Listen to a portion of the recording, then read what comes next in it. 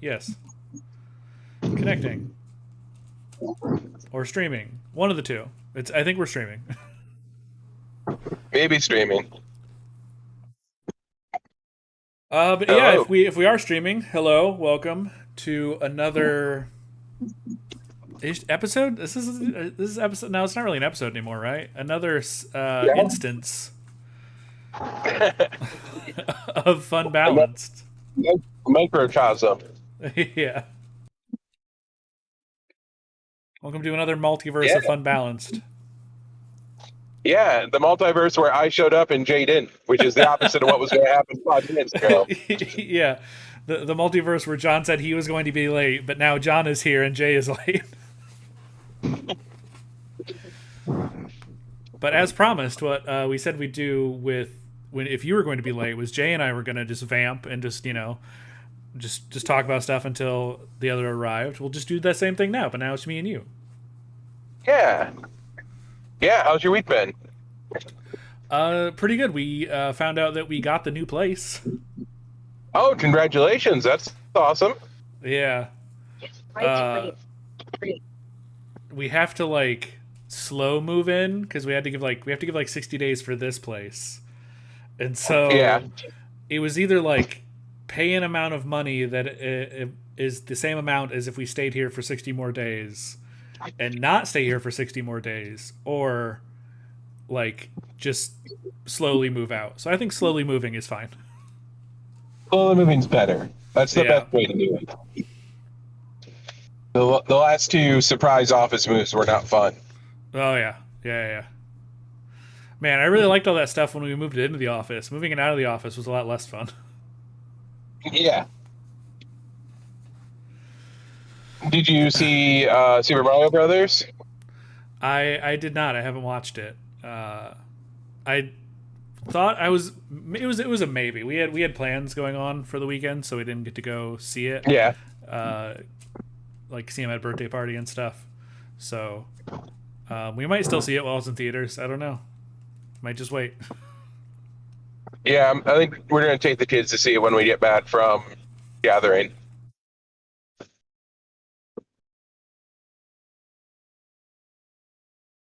Which I mean, I hope it's still in theaters. Things seem to be in theaters like for less amounts of time now than they were.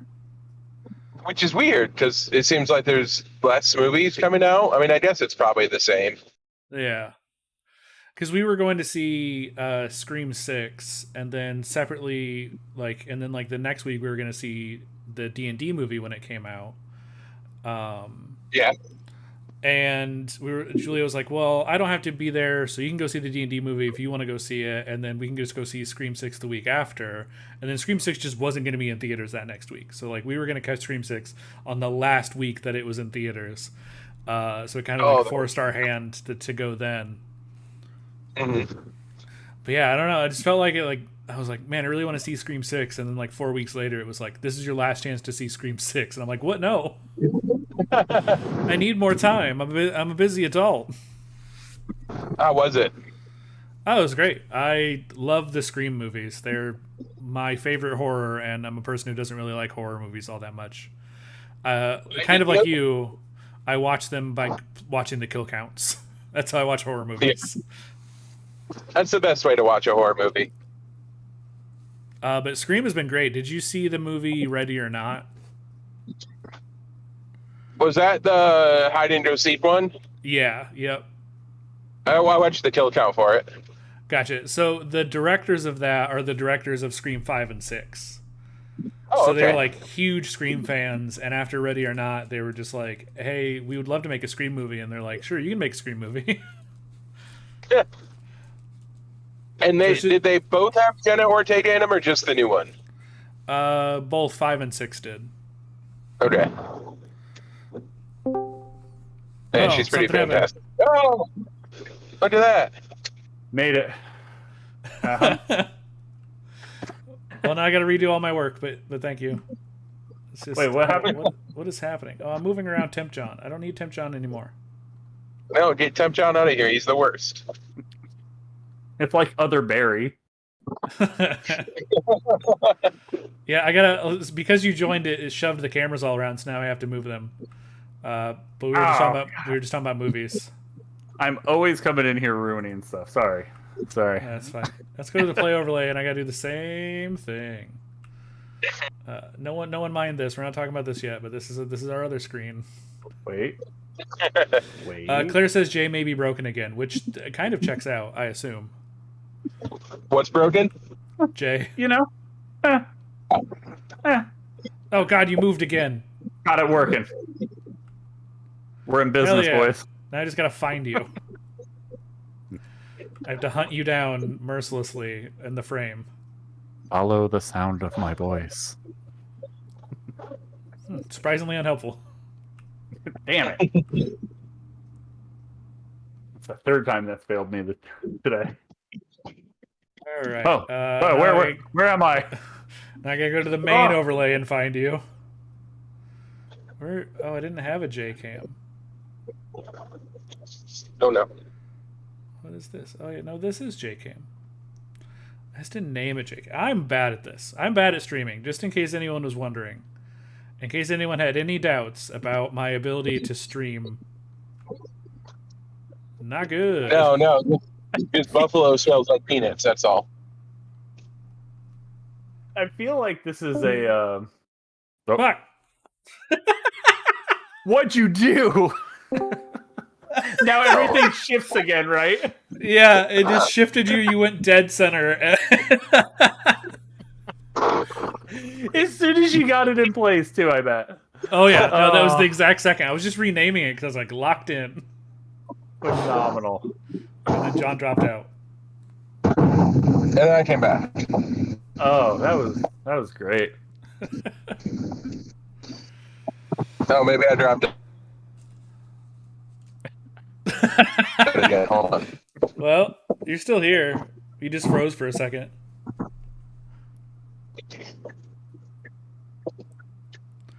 Ooh, very pretty. Ooh. Wait, where are we again? I'm in Buffalo.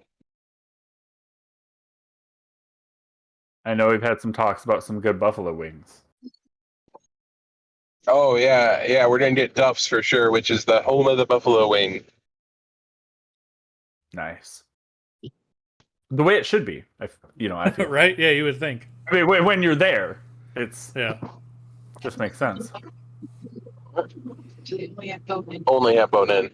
They have buffalo wing soup too, which is weird. That is weird. I don't know if I dig that. I tried to get Ian to eat it last time. He said no. It's too flavorful. I have a condition. I feel like there's a whole episode people need to watch or listen to. What was it titled? Something about like wet boy mouth or something like that. Ian's wet mouth or something like that. Yeah. Find it in the archives and be warned because it's graphic in the audio sense. Like, it's an assault on multiple senses. It's one of those things that you're like visualizing, then you can kind of taste it, and you're just like, terrible.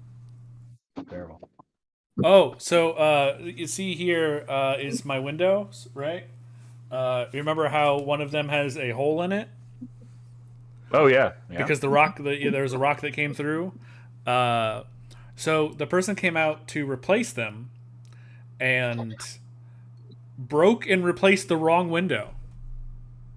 Nah. There's two windows here.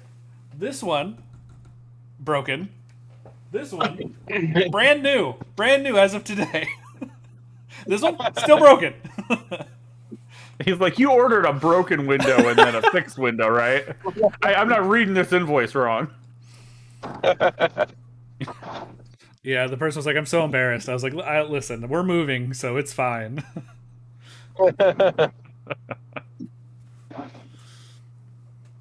Oh, so that is official, though. Like, is that official, or is that still something? That was at the beginning of the call, Ian. Yeah, it is official. We got the place.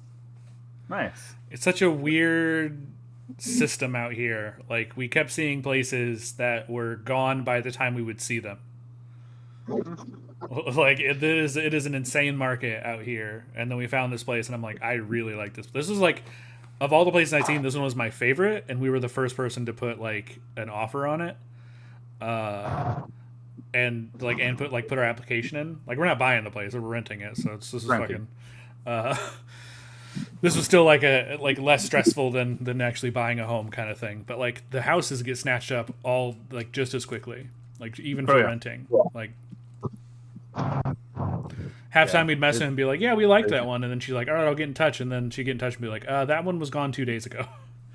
It's been on the market 3 days. It's been gone for 2 days. Buying a house in and around a city, that was a whole experience. Like it was that, but in the sense of not that it's gone, it's just they have other bidders, and this person bid 10,000 over asking. Right. I was like, wait. Yeah, I was wondering how that worked for like renting. Is like, can I just slip them like a crisp 20? You know what I mean? Like, yeah. Can we just put that in the application? Just can I Xerox a $20 bill and just add it as a cover letter? I mean, I think it's like a third thing for renting. You usually. would think. Actually, that is how it worked out for us. We were the first one.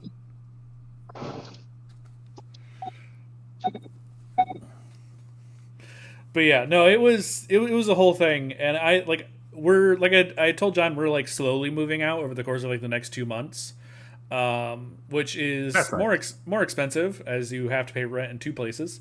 But I don't understand how people who rent or like on leases or something, like find a place within like the month that they have before like they move out or whatever. Like that seems insane. That seems like you just like look at a place and be like, it might be worse than this one, but I can, I can get it. Yeah. Like this one was just so nice that I was like, I don't care that we're moving out early. Like we'll make it work.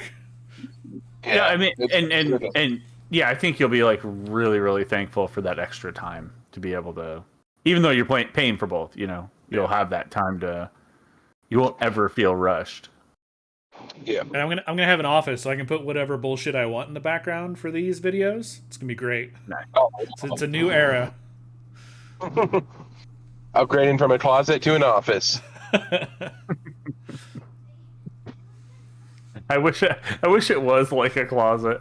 I wish you could see like both walls like right behind his head real close.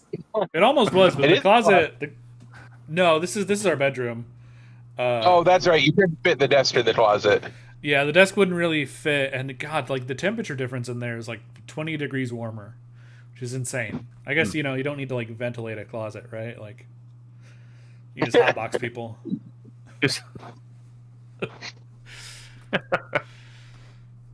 You really rumble one in there, and then 2 days later, it's still there. Just no airflow. So you said you saw Scream. Did you also see Dungeons and Dragons? Yeah, we saw Dungeons and Dragons the next week, and I liked it. I liked it a lot. I thought it was great. It held a lot of the humor, but like in a way that like I don't want to say the MCU humor is not elevated, but like it felt like a more elevated version of MCU humor a lot of the times, where it was like there were jokes and there were payoffs, where a lot of like, I don't know, the newer like superhero movies and stuff, there's just kind of like, here's a joke and here's a joke and here's a joke and here's a joke. But like in the D&D movie, it felt like there were payoffs to like the setups that they were doing throughout, which is nice. John is yep. Yeah, he's frozen completely. We've lost him. This is what we get. This is our live stream. This is what'll happen. This is what you can expect. This quality entertainment that you're experiencing. Yeah. Wait. It just came back to chime in. Yeah. Oh, I thought he was like, meh. No, it's agreeing with Ian about the low quality of entertainment. We set the bar low. It can only go the same from here. I mean, it can't go down. That's the good thing. Yeah, did y'all see the D&D movie? Did you experience? No. Yeah, Unfortunately. I absolutely loved it. I thought it was great. You know, I thought it hit all the marks. It definitely made me want to play a role playing game again. Yeah. I'm sure I won't. But I'm sure I will. I've had 0 this year for Gathering. Typically, I bring 2 or 3 and then don't play them. And this year, I just gave up. I get the benefit of flying, so I don't bring RPGs because I'm flying.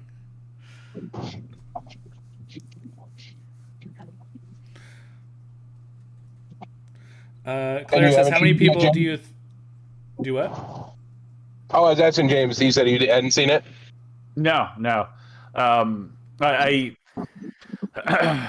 usually my work provides me with a press pass to go see the movie. So some movies early, and they did it for D&D, but they did it on like the worst day with the worst timing for me. So couldn't do that one, and then they didn't do Mario, and I was like, I swear, if they don't do Evil Dead Rise, I'm gonna quit. Oh. Yeah, I heard that's great. Yeah, that's so good. I'm gonna watch that, and it's gonna creep me the fuck out, and I'm gonna have an awful experience watching it, and I can't wait. Yeah, I know. I can't tell how it's gonna tie in though. If it's gonna be tied into the new Evil Dead movie or the old ones, or just be its own thing. From what I heard, it doesn't care. It feels like it's in the same world, but people are experiencing different things in the same world. Yeah. That's just I mean, they historically haven't cared. Like, they've been loosely tied together at best. Yeah. Yeah. Claire said, "How many people do you think are going to want to play D&D since the new movie came out?" I think it's gonna convert quite a few people. Like, I think most of the people who went and saw it are fans of D&D in the first place. But yeah, I think it's gonna push some people over.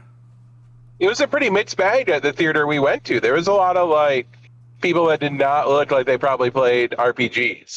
Yeah. I mean, yeah, you can get some people in there that are just... Yeah. I mean, you can get some, like you said, like a mixed bag in there. You can get some people that are just, I really like high fantasy, but I've never played before. Like, we have friends that are in that group for sure that have always wanted to play D&D, but they've just never commit to, like doing so. And then I imagine you probably just have your standard moviegoers, people who go see like all the movies that have like an unlimited pass or something like that. I know I found myself doing that. Yeah. And then just your standard probably like action fan. So I don't know. I think there could be some people that end up, crawling. I think so, especially if it becomes like a yearly event like the MCU where they're just cranking them out one after the other. I think that'll really drive sales too. Yeah, I'd love to see it be like an ensemble thing where they get a new cast and they keep going. Like they don't try and pin the franchise on like Chris Pine and and that whole group. Like they continually to move forward. But I mean, I want to see more with them too, but I want to see other stuff as well. Yeah, maybe the Paladin just keeps showing up, and just doing Paladin things. I mean, he's the Nick Fury of the. I think they could really set up to just do like cameos of people who are in the D&D world. Just kind of set them as you mean just Matthew Lillard and that buff guy. Matthew Lillard and the buff guy, yeah. Maybe Brandon Cutler. We'll try to get Brandon Cutler in there. He needs it. Yeah, he needs. I mean, he might. He needs some recovery time for sure. Yeah. He was just murdered on live television yesterday, so he needs some time to recover. He was violently murdered on television. We have to get Claire watching AEW with us. Yeah. And I want to. It's just not on anything. Yeah. Yeah, apparently there's some big news. So I'm hoping, like with the Max thing, that they're turning HBO Max into just Max with like all the Discovery stuff. That they're finally going to be like, all right, and now AEW is also going to be on here. That would be the best. That would be That'd great. The best news. I heard, now I don't know how real this is, but they're setting up CM Punk to come back again in June. And boy, if I had mixed feelings on Jeff Hardy, I have a lot of mixed feelings about CM Punk. Exactly. He's saying that he's open to working with the Elite, but the Elite kind of seem like they're like, I don't want to say like saying no, but they're just like, we're not super interested right now. And one of the things that I read that made me laugh is they're setting up for another like section of programming.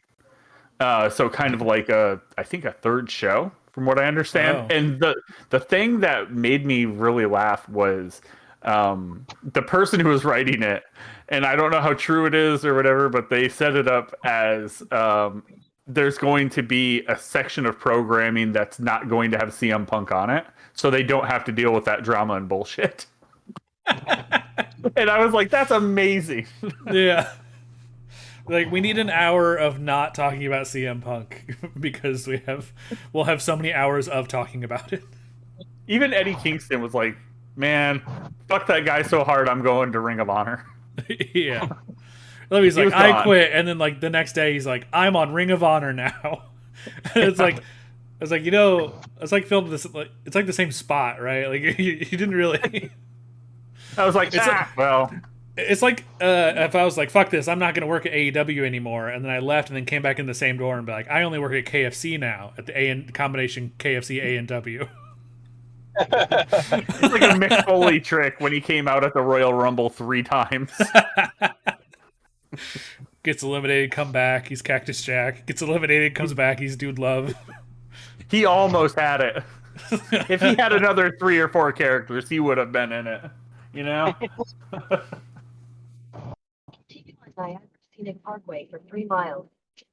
Claire says I don't have live TV, and that's the only way Hulu will let me watch it. That's fair. We'll figure it out. Yeah. We'll get it. We'll get it sorted for you. Life finds a way. Yeah. We just had all of our house guests leave, so today's literally the first day that we haven't had people here. And yeah, now I have time to like think and do stuff.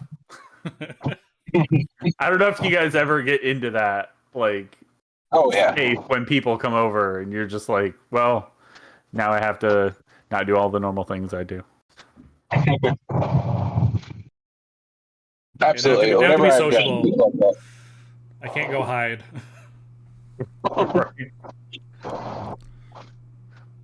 But we try, don't I mean, we?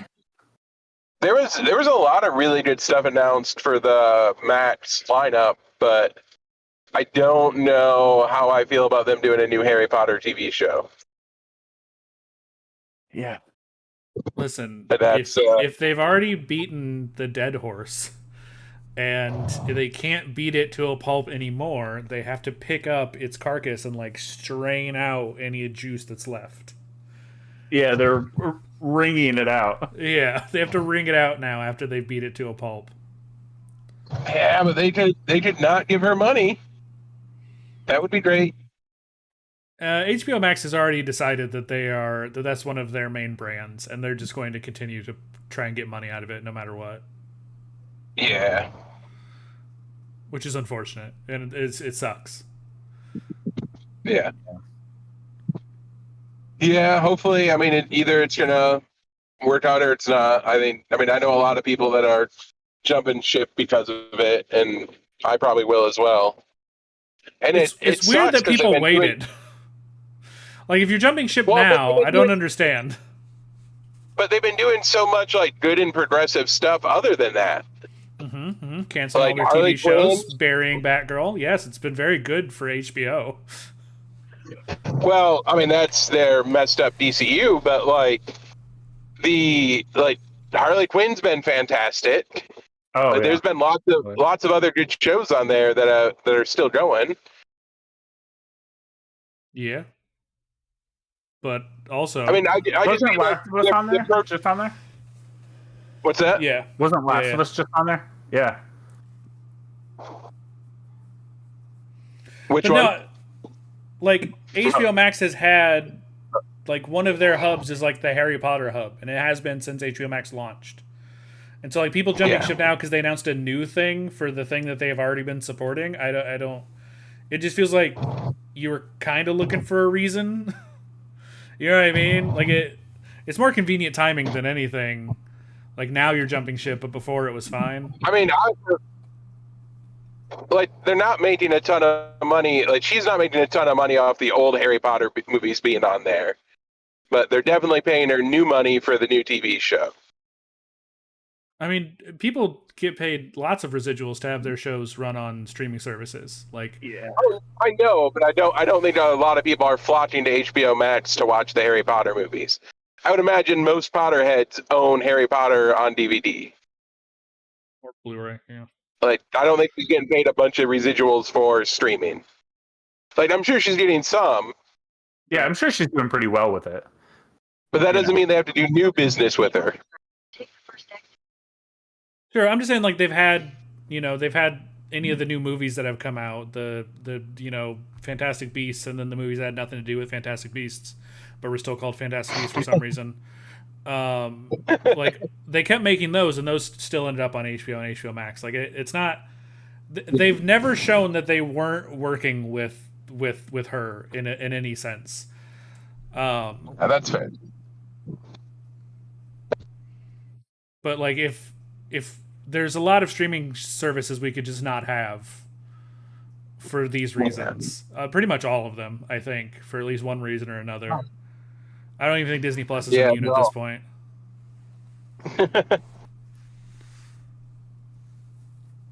But no, I won't be watching it. I'll be fucking boycotting the shit out of it. I'm not going to watch that.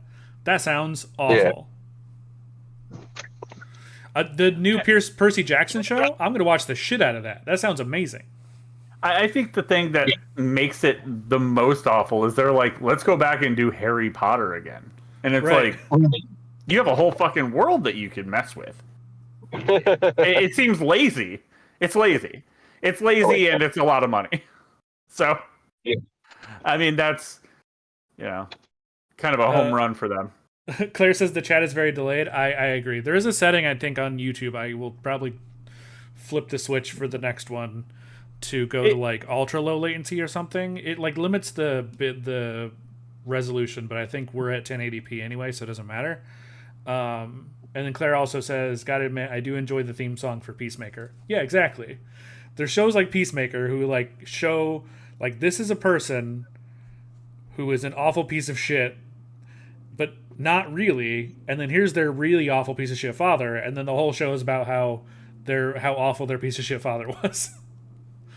Yeah, and it's shaping the generational awfulness. Yeah. I understand. HBO is just it's trying to do both things. Like it's not balancing it out in any way, but like they're making shows with creators that I like, and they're also making Velma for some reason. Which I think was like universally everyone like that was the one time on the internet. It's like you have a very important task, Velma. And it's like what's that? And it's like you unite everyone. Oh, because I'm good? No. Everyone hates you, and I mean everyone. No, Velma, the other one.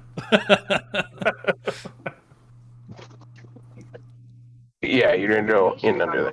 We are pulling into the hotel. I'm gonna jump off and try to jump back on before things are over. Okay, great. Fair. All right. So the concierge said hello. Bye. He's gonna disconnect, and you're gonna center. Everything's gonna shift. Yeah, I'm trying. It disappears. There it is. Yeah. All right. You can't see my face, just my hands. What? Hello. Is this? How are you? How is this? What happened? I hope it caught that. I don't know. I didn't see exactly what was being recorded, but I'm sure it was amazing. All right, let's just move this over. All right, we'll just do this. This is fine. I had like one hand that was Jay and one hand that was John. Yeah. Oh no, Temp John, come back.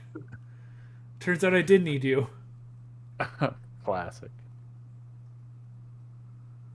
Oh man.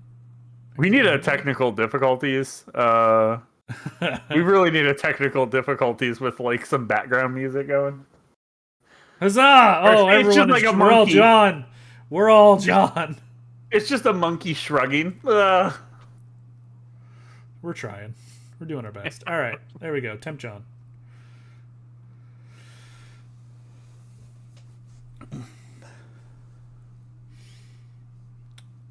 So yeah, I guess this episode might just end up being like a. We may not finish the variety gamer score today. Maybe, who knows? We might have to put that off by. Yeah. Might have to put that. We can talk I know about. there's no way we're getting through what we have list. left. That's impossible. No, do you think I can talk about any of these games without going off on a tangent about Midnight Suns again? No. I'd It's like an to say unreasonable yes. ask. I'd like to say yes, but I don't think it's a possibility. Okay, I told John we could probably talk about like possibly what we want to do for like the next episode, right? Because whenever we're done with this variety gamer score, we want to, with as little, and I do mean this, with as little care as possible, have some sort of idea about what we're going to do in each episode, knowing full well how it's going to end up. What this was started as.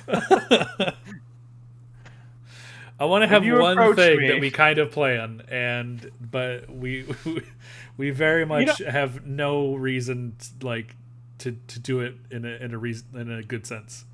I'm rambling. Well, I don't know what I'm saying. While we wait, there is something that I haven't brought up that I was waiting, and we have a perfect moment now. And it was probably for the past 8 or 9 months. I was doing a leadership thing at work. It's basically for like a certification, and it just kind of looks good if you're looking to move around within the university I work for. And I finished it all up, and at the end we give this presentation, which none of this would be noteworthy, except I created a fake presentation ahead of my actual presentation. Okay.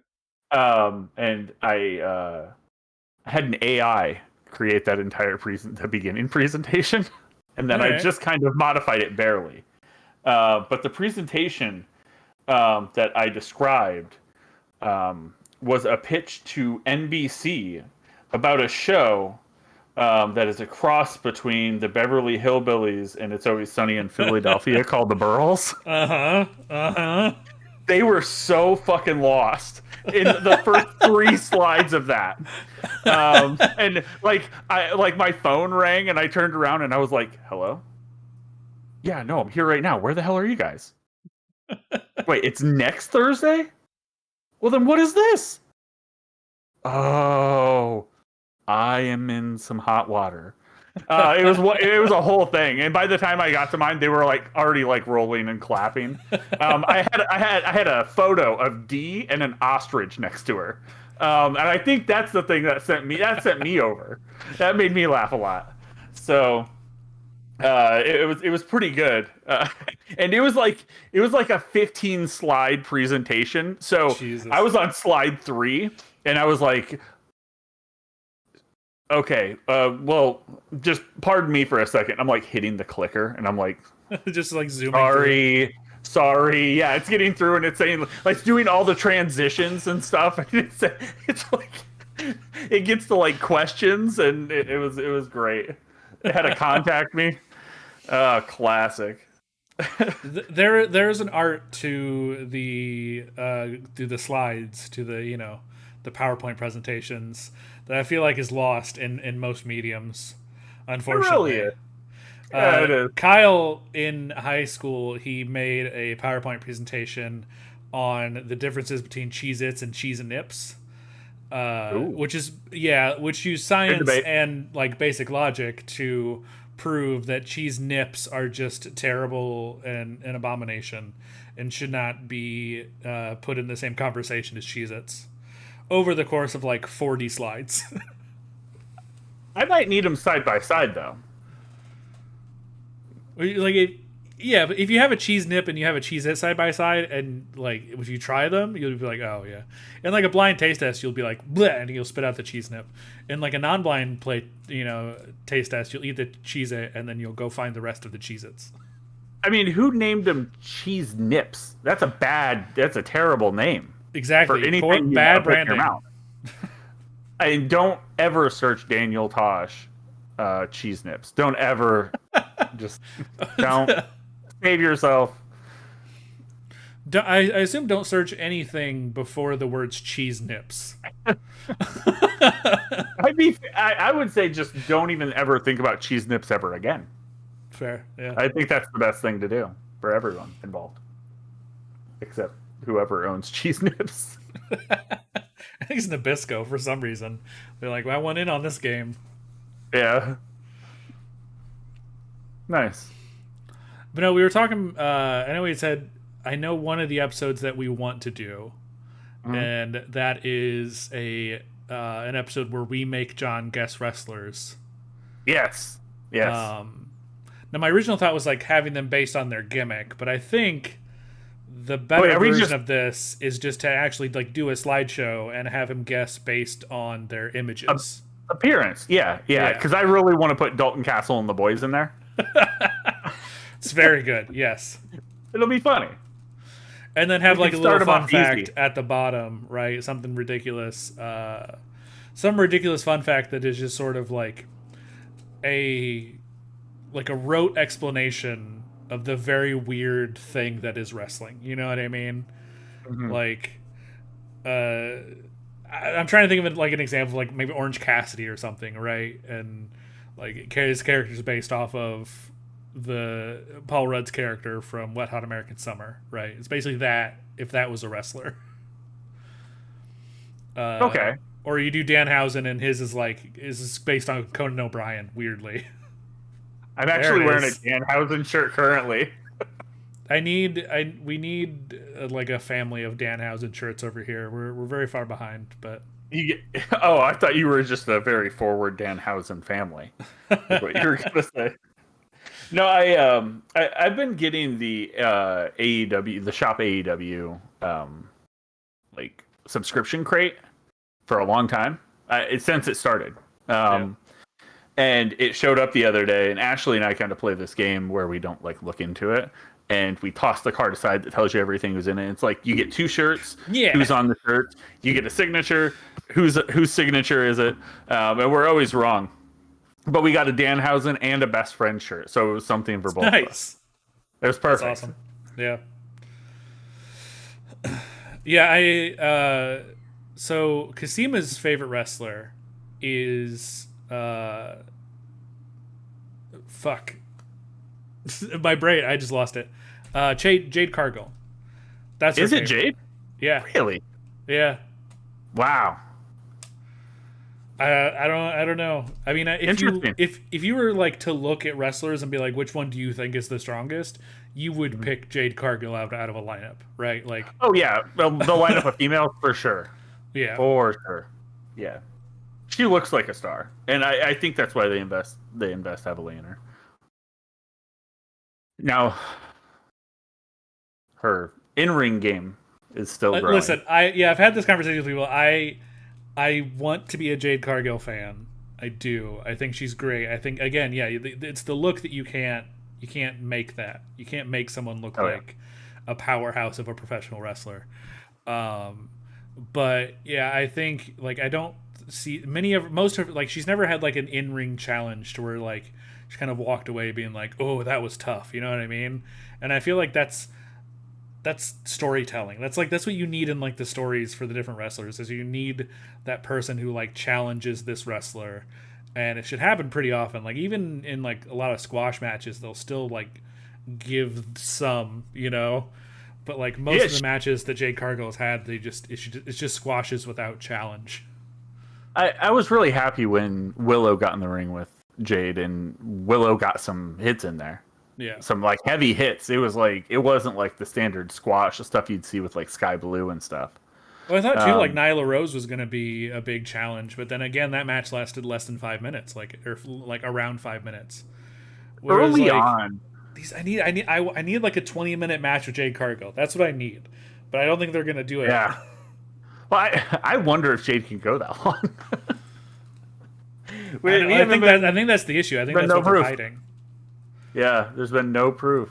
I mean, if so, like, why hasn't Britt Baker stepped up to that plate? Why hasn't like in like Saraya, Tony Storm? Like, we haven't had anyone noteworthy like, and I don't mean to say that the people that's challenged are not noteworthy, because she's had some, I think, A+ people. But I think she's up against Taya Valkyrie now, and this was the first time where it's like there's this person who's mirroring your finisher, and you're gonna have to deal with them eventually. And I was like, oh, maybe this is the one. She's been around the globe. Like, I mean, her husband's John Morrison. That blew my mind. I was like, wait a minute. And then all of a sudden, I just separately realized that John Morrison is also, Johnny Elite. He's Johnny Nitro or what? He's facing Harley Epic Mealtime Morrison in the Creator Clash 2. Yeah, it's a weird sentence to put all of that together in my brain. I don't know who certain people are fighting. I need to look it up, but I know Marisha Ray is in the mix. Lana Pierce is in the mix. Is fighting R.I.P. Mika, which is insane. Yeah, this is gonna be cool. Whoever thought of this, like that person who took the time to think of something. This is entertaining. Some dude named Ian. Oh, it's iDubbbz, whatever he is on YouTube. You can take credit. It's fine. It was me. It was me. I wanted to see Michael Reeves go goblin mode on somebody, and he did. But yeah, I don't know. Claire said they've been digging Cora Jade, which is a different Jade, over in NXT. Gotcha. Cora Jade's been around for a while. So I as a person who's like exclusively watching AEW, and then just like kind of seeing from a distance what's happening in WWE, like how oppressive is the Roman Reigns reign? Oh, it's very. I mean, they squashed Cody at WrestleMania. Yeah. To everyone's surprise. So Roman could have 1,000-day reign. Over 1,000-day title reign. That's incredible to me. Yeah, I feel like, again, which is we were kind of talking about this in our chat, and this is kind of spoilers for AEW up to this current week, but the storyline that they're doing with the big belt, which I just call Big Belt, and whatever the organization is, Big Belt is Big Belt. It's the Big Belt. You know what I mean? Like, there's always one. Apparently in WWE there's two, but now it's one because Roman Reigns. He Chris Jericho the shit out of that belt. But like the storyline that they're doing is basically like 3 storylines at once. And I think it is amazing. Like I think it is spectacular. And I think it's spectacular not for any like normal reasons. I think it's spectacular because like AEW is doing what only AEW can do. Like they're doing wrestling shows and wrestling storylines that only they can do. Like they're the ones, like everyone is like, here's the 4 pillars of AEW, right? And that's just a thing that they've been saying over the years. But like it's never really been much more than like, these are like the next generation. Like you have the old guard, and then you have these are the new kids, right? These are the ones that are gonna like the pillars. They're like we're here from the start, and they're gonna bring this up with they're gonna grow up with AEW kind of thing, and like they turned that into like a full storyline, and I'm like that's great. Like that's what sets you apart is like you are doing wrestling that no one else can do because no one else has these storylines that they can run off of. You know what I mean? Yeah, and looking at the caliber of people that are in this storyline, wow. I mean, breaking it down, you have Darby Allin, who's a cross between Jeff Hardy and Sting, which is awesome. You have Jungle Boy, who's in a category of his own, incredibly athletic, has the look. I mean, I look at Jungle Boy and I'm like, yeah, I mean, obviously his father was a star, but he's like, I don't want to say born to be a star, but kind of. Sammy Guevara has talent beyond talent beyond talent. He's Sammy Guevara, Sammy Guevara was fantastic. Like I remember one of the first matches that I remember watching when I started watching was Sammy Guevara versus MJF, where he does that fucking 450 over the barricade from the ring, and I was like, oh shit. Yeah, dude, that was so gnarly. And he had that amazing match with Cody before he left, where Cody did the Cody cutter. He jumped from one ladder and Cody caught him from the other ladder, and that was so, you know, Sammy is going to be a champion. There's no doubt about it. And then there's Maxwell Jacob Friedman. And I can't say enough about MJF because he is a blueprint of every wrestler that's come before him. I look at him and I'm like, yo, he's got like Ric Flair conversation going on. He's got Macho Man vibes like all the time.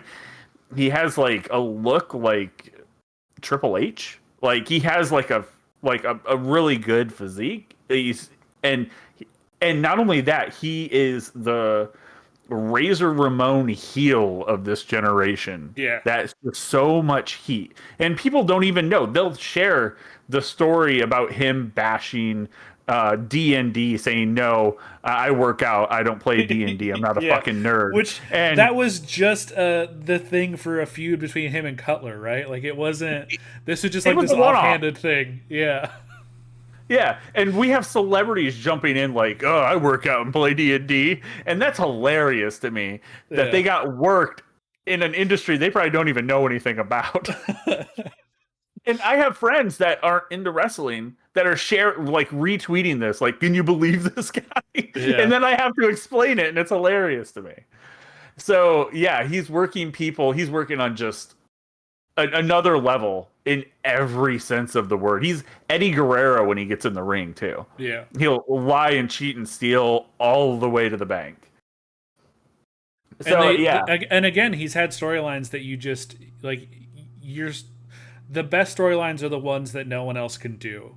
And I don't think anyone else could have had the storyline with like CM Punk because like the like history that MJF had with CM Punk, and then that turning that into this like rivalry and hatred is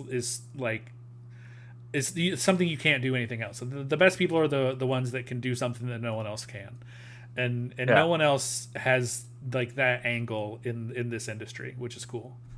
It is. I watch Dynamite every week. I catch Rampage when I can, and then sometimes if I run out of things to watch, I'll watch maybe Dark or Dark Elevation. Like I want to more, but like. There's like a point of diminishing returns on wrestling matches for me where I'm just like, all right, there's not a lot of story stuff happening on Dark and Dark Elevation, so I can usually just pass those over. Normally, sometimes there is, but I love some wrestlers that are over there, and I want them to be on the main roster so bad. But there's not much more you can do than just tune in when they have like their match. Like every time I see Abaddon, I'm like, what could be, you know? Yeah. She is willing to like, you know, they're willing to move and do these different things with their character and be on the main roster so bad. It's crazy. But there's not much more. Yeah, there's a lot of great people over there, and now I'm like, damn it, do I really have to start watching Ring of Honor? Like Eddie's over, like Eddie Kingston's over there, and you have Yuta over there doing the Pure Rules matches, and I'm like, Yeah, not anymore, huh? And not anymore, but that was the thing I saw on Twitter, and I was like, oh shit. Yeah, I just love the Pure Rules match. It's a take. Now you could. There is AEW programming every weekday, if you want it, right? Like AEW Ring of Honor. Which is awesome. Like I was like, man, I really want to see more of these people that I don't get to see a bunch. And now it kind of flipped the switch from like, now I'm a little bit oversaturated. But they like, if this week's Dynamite was any indication, that is doing nothing to dilute their quality. Oh yeah. Yeah. And Stetson says, hello. What's up, Stetson? Stetson. Hey. It's a name I haven't said in a while. How's it going? Yeah. Before we jump off, I'll jump into the chat and we can get back to talking about some of the things that they're bringing up. But the Righteous on Ring of Honor came out this week, which is Dutch and Vincent, and they have such an interesting look and thing that they do. And I know, Ian, you probably haven't seen too much of them. They were the trios champion when AEW bought Ring of Honor. So throughout that whole time of Ring of Honor being down, no, he ended up getting it after. Gotcha. It was I can't remember their third guy. I think maybe his name was Chuck. But it was very much, Vincent has always had very much a like Charles Manson vibe. He has that like 60s like swagger. And it's super interesting. It kind of reads, if you know anything about like Bray Wyatt back with the Wyatt family. Yeah. I learned enough about Bray Wyatt when it was teased that he like there was a chance he was coming over. Yeah. And then he didn't. I was like, all right, well. I mean, maybe, right? Still, because he's out again, right? They don't know what to do with him, I don't think. Yeah. Well, the reason I thought was like, because you were talking about like, his Bray Wyatt originally was with John Huber, right? Wasn't that? And Brody Lee. And Eric Rowan or Eric Redbeard, whatever you want to call him. Yeah. So like I know when there was talks and it's like, man, if anyone could like revive Dark Order and like give it like its second life, it would be Bray Wyatt. Oh yeah. That's like a dream thing, right? Yeah. I couldn't even imagine that pop, because the Dark Order already still gets a pretty good pop. You know, people really still dig Uno. Stu Grayson just came back. That was awesome. I was like, what? No, like what happened? Oh. Alan Angels, you gotta give Tony a call. Now's the fucking time. He's been quiet. He's been real quiet. So I don't know what they have planned. I don't think TK is going to let the Dark Order go. Yeah, which is smart, because again, they're over, and like half of their homegrown. Yeah, half of their like online presence is like AEW games and stuff, which is Uno, right? Yeah. Being the Elite, those guys are always in Being the Elite videos. I mean, during the pandemic, they made the Being the Elite videos hilarious, especially like when Brody got pissed off, and he like I have a photo, or I have a shirt that's like it's John throwing a ream of papers at Uno. It's so funny. They did that on one of the episodes, and it killed. And then yeah, you have John and Alex. Like John Silver is such an interesting character. Johnny Hungy. And when those guys get going, I mean, they get going. They're real fast doing. Julie calls them tiny arms. Tiny arms, yeah. I was like, how dare you? I mean, you're out of line, but you're right. Like you're not wrong, but it's damn the disrespect. Claire says that they're tired of Roman, which I think is a lot of people's thing.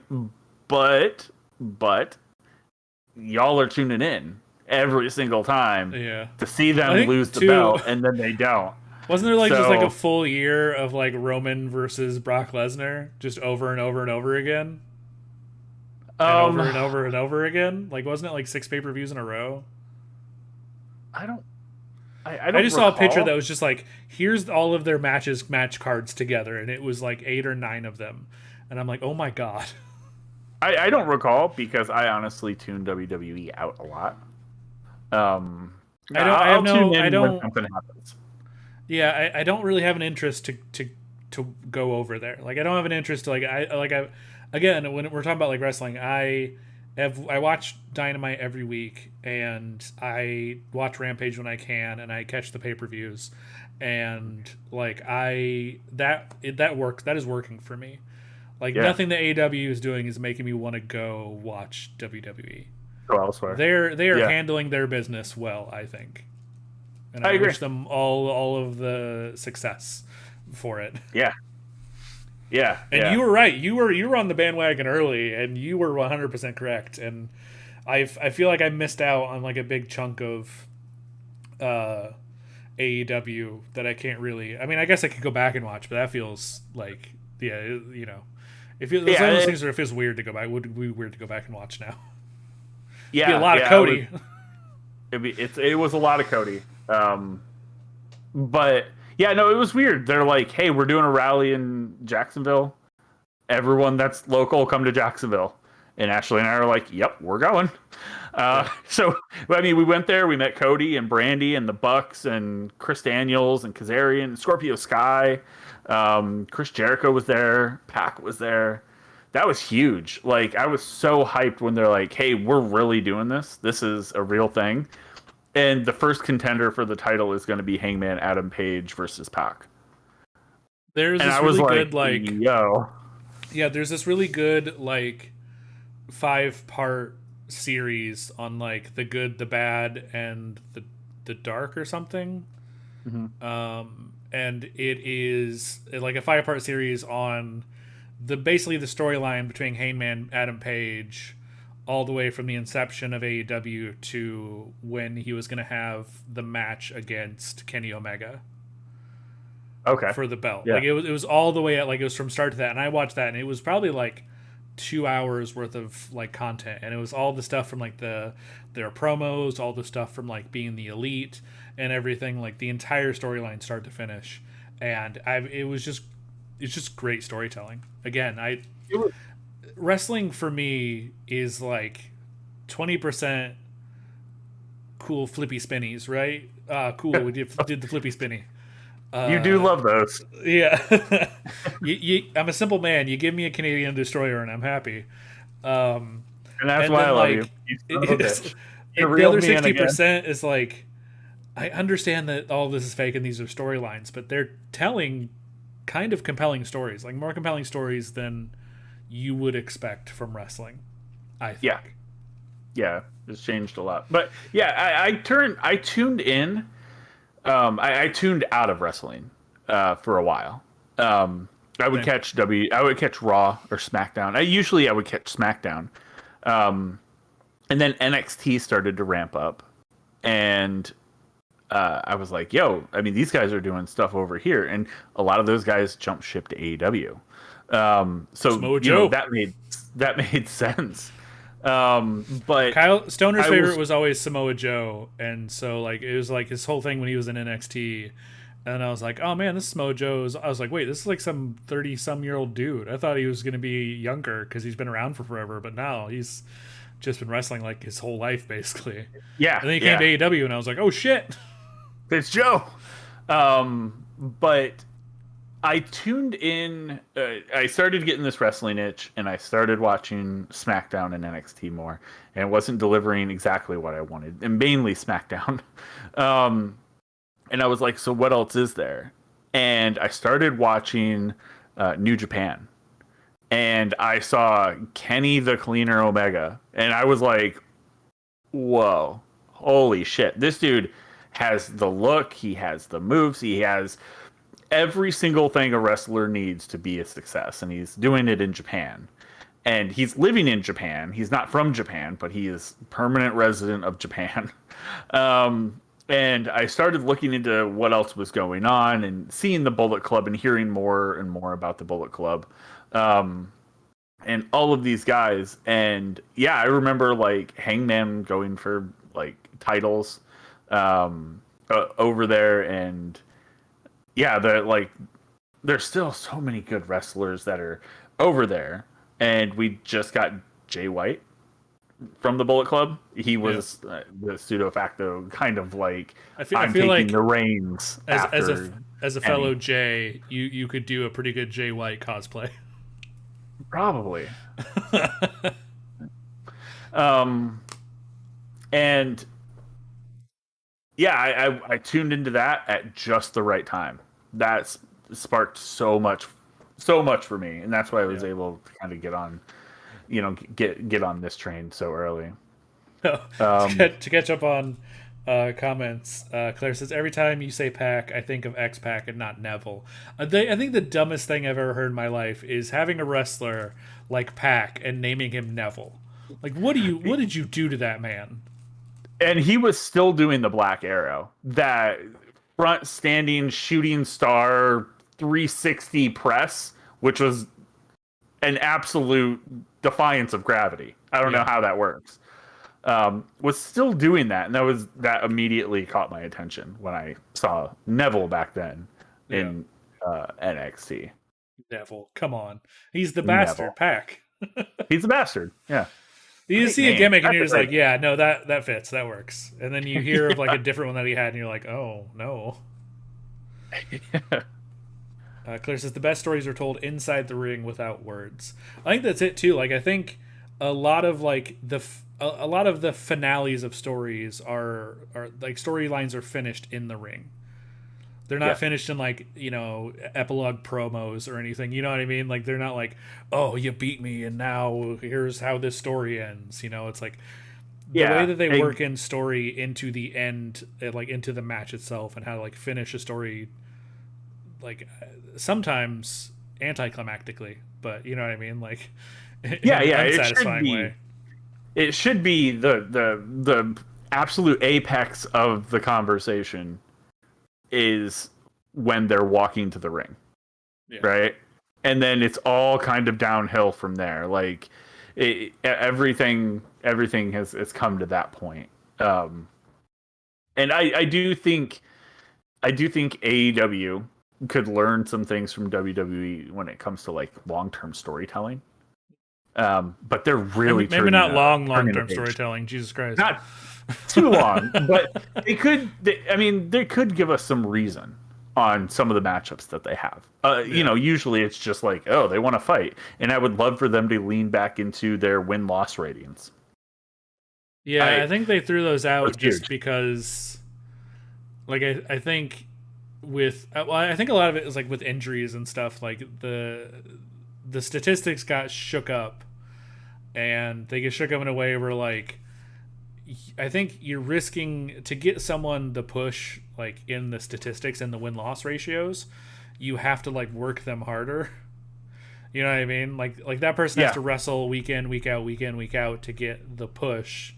Whereas now because they don't have those and they don't have to get to the number one contender spot, you can have things where someone just comes up out of nowhere and it's like, hey, we got beef.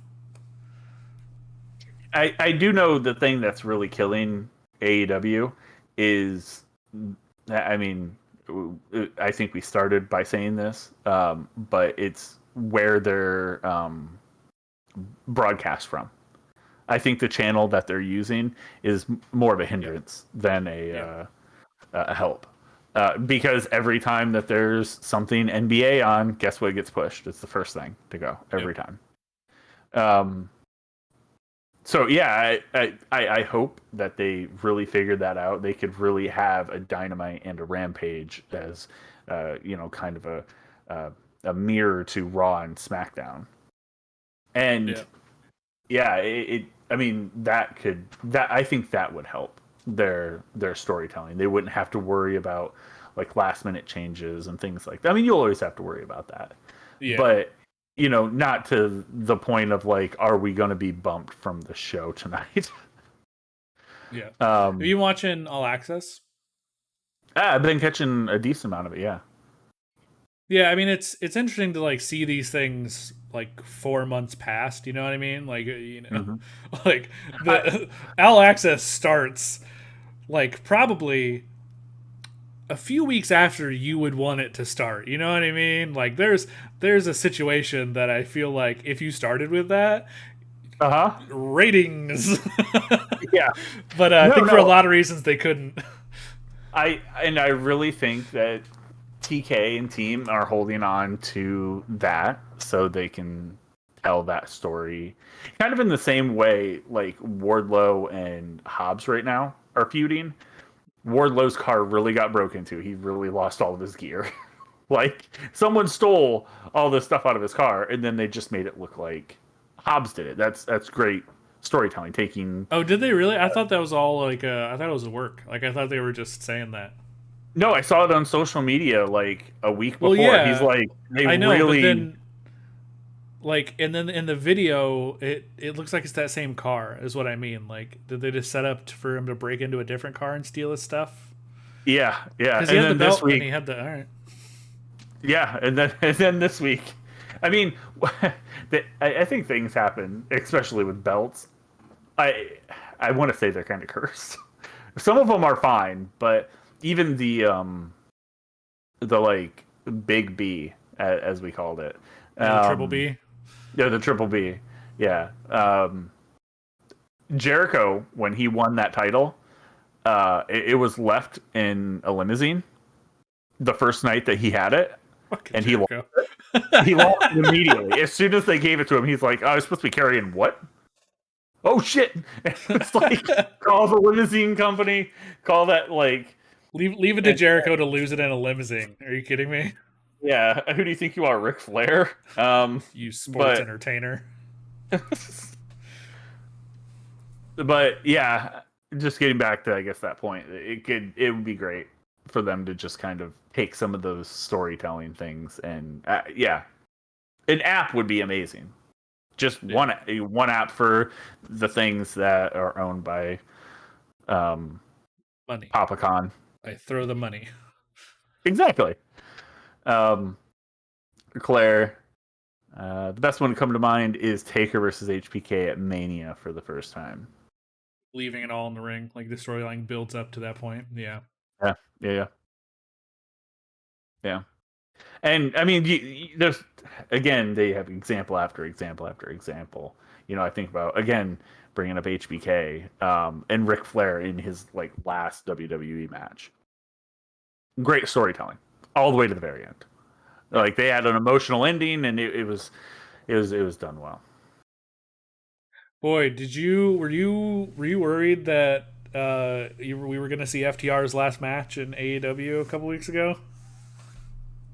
I was worried that they were going to lose and they were going to go to Ring of Honor, and then I was going to have to buy Ring of Honor, buy the Ring of Honor sub immediately. I got the different impression of where they were going to go. Oh, I don't think I thought they were going to be the Revival again. So what happened? And I mean, do you want me to drop a spoiler? I don't know if it'll be on the air on Friday. Because it's happened. Well, I know. Yeah. I know that they re-signed. Yes. And they've said, hey, we're doing, I think it was a 4 or 5 year deal. 4, yeah. And after that, they're retiring. After this contract, they're like, yeah, we're done. Claire says Jericho had too much of the bubbly. Yeah. Literally, he sold so much of the bubbly. Like, as soon as he said that and it started to catch on, they immediately made real bubbly you could buy, and they sold so much of that shit. Ridiculous. That's amazing. They were right there to capitalize on it.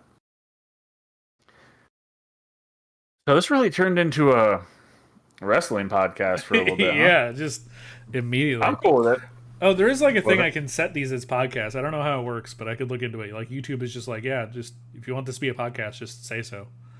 Oh no, yeah. I don't think know if I'm it'll used like to push saying it. podcast.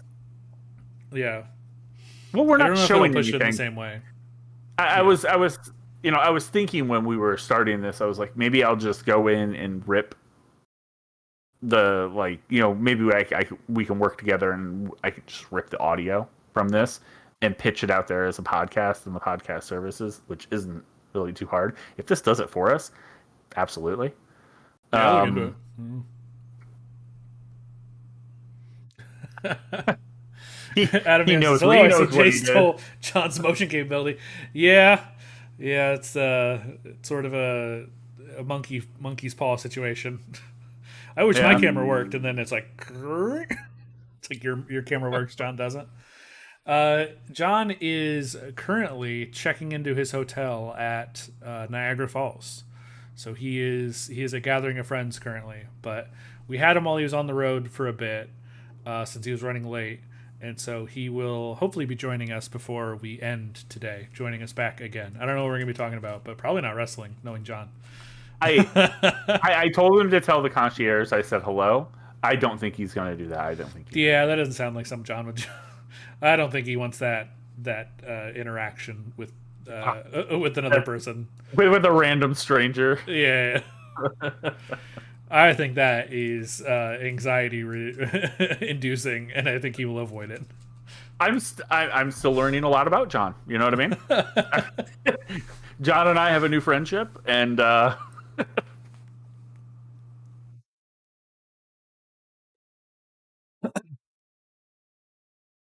John just now messaged problems with the hotel, just getting checked in. All good. We're a wrestling show now. LOL. Nope. No punctuation. Just serious statement. Left it all on the table. Yeah. But yeah, just watching, and if people in the chat want to talk about it, AEW or otherwise, who do you kind of put down as your favorite? Who's your favorite person to watch currently? God,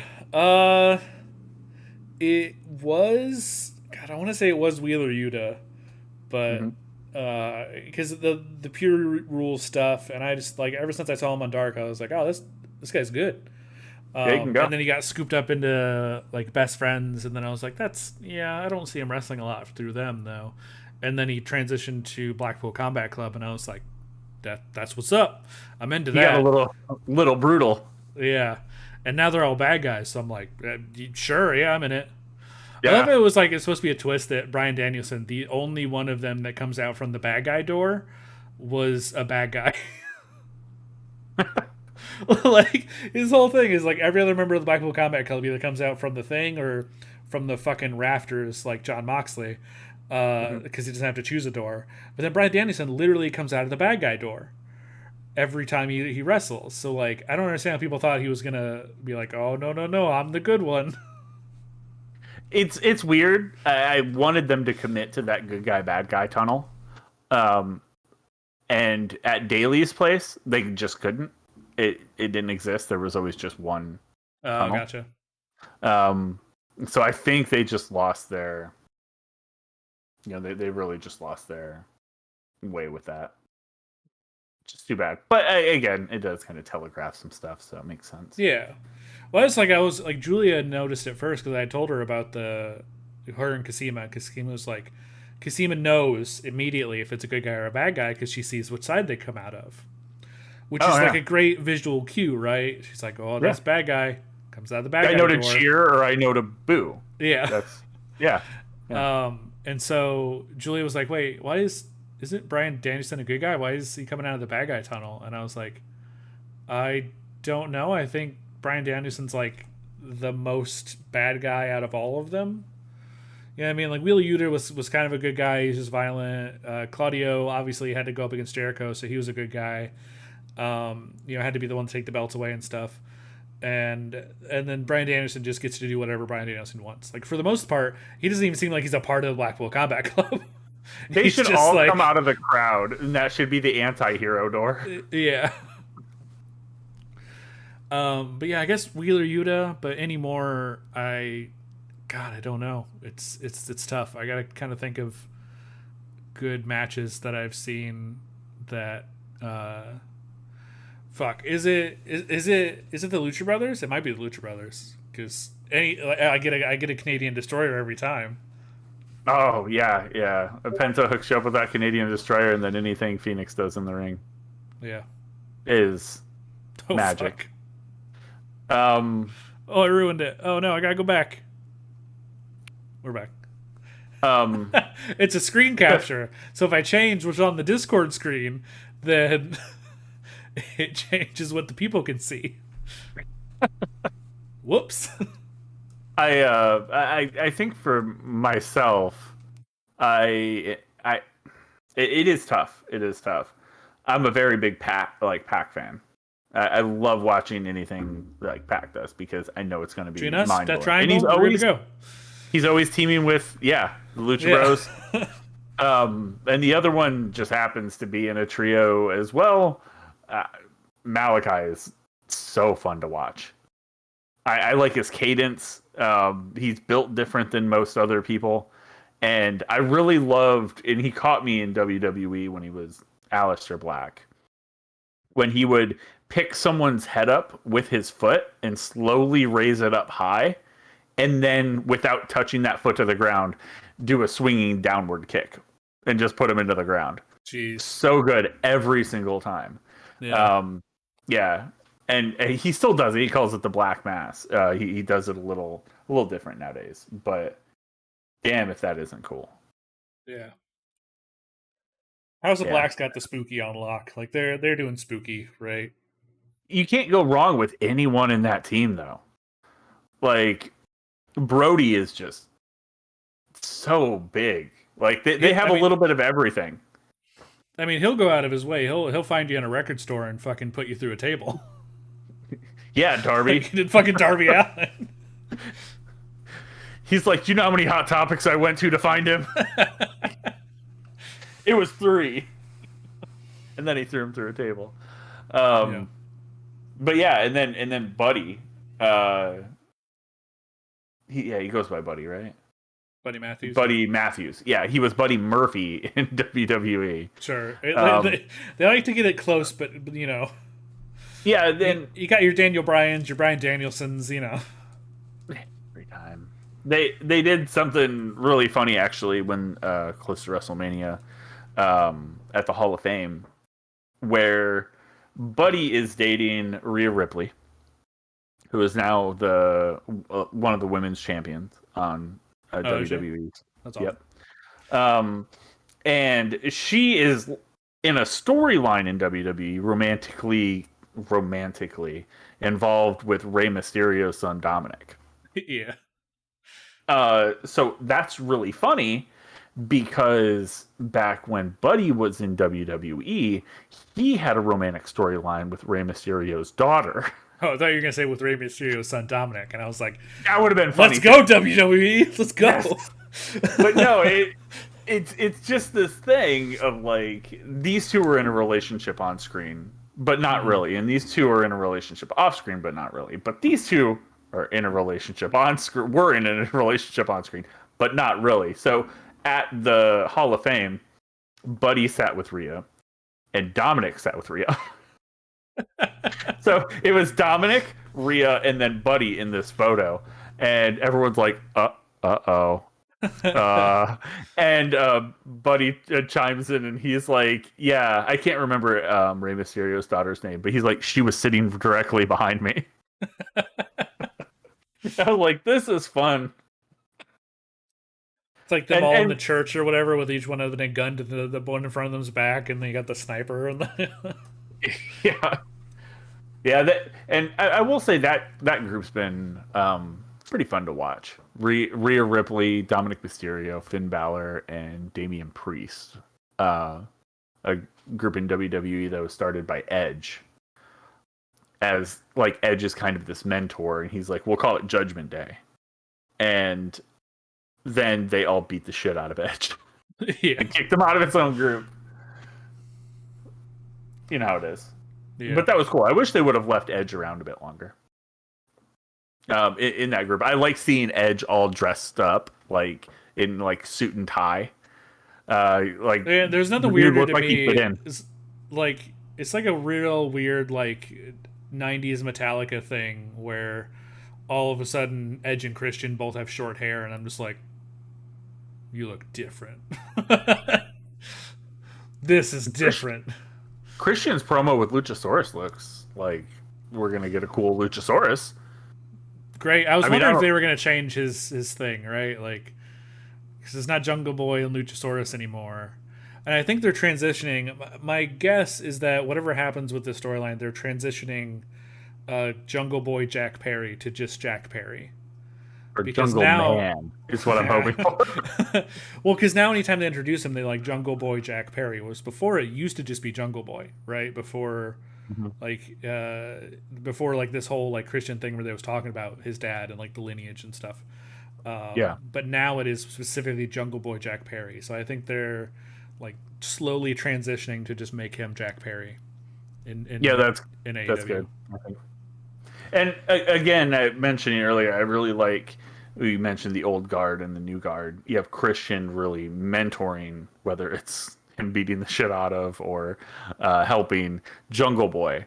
Obviously, that's the one that Christian's there to mentor. Matt Hardy has, and by extension, I think Jeff Hardy has Private Party, which those guys can go. I think Quinn keeps getting hurt. Yeah, which is a bummer. That's tough. I mean, 'Cause, those guys like, were on the they're table great, to beat yeah. the Buck. Yeah. And they're like they have this thing where like with Marquis, right? He can fly. Keith Lee found out. Yeah. It's like the best shot of Keith Lee doing his thing where he's just like, and I throw you, and he went literally to the other side of the ring. Like he went so far. And I was like, I mean, it's talent to get chucked, right? Like there's talent at being a good wrestler, and there's talent on selling really well. Yeah, I watched a thing about Dolph Ziggler was talking about where like his place in wrestling, and he was like, you know, I would watch people and I'm like, what are they not doing? What could they be doing better? And he's like selling. He's like, so I'm gonna be the guy that just sells. And watching some of Dolph's stuff, especially when they hit like their signature or their finisher move, he sells it like mad. Like that dude half dies every time. Yeah. And it's. I mean, he's had his kind of, I guess, time in the sun, but I don't think it was enough.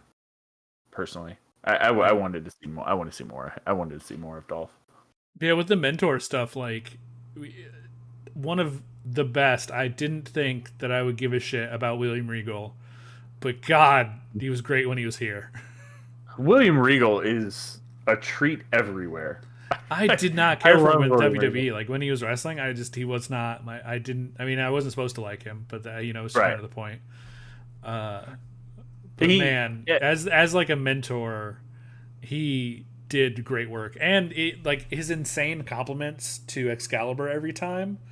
It's a thing like you really just sell me on the things that I expect to see, and you giving me what I expect every time. So every time you see William Regal, I know he's gonna call Excalibur scrumptious or some shit, like a scrumptious little teapot or something crazy and British and amazing.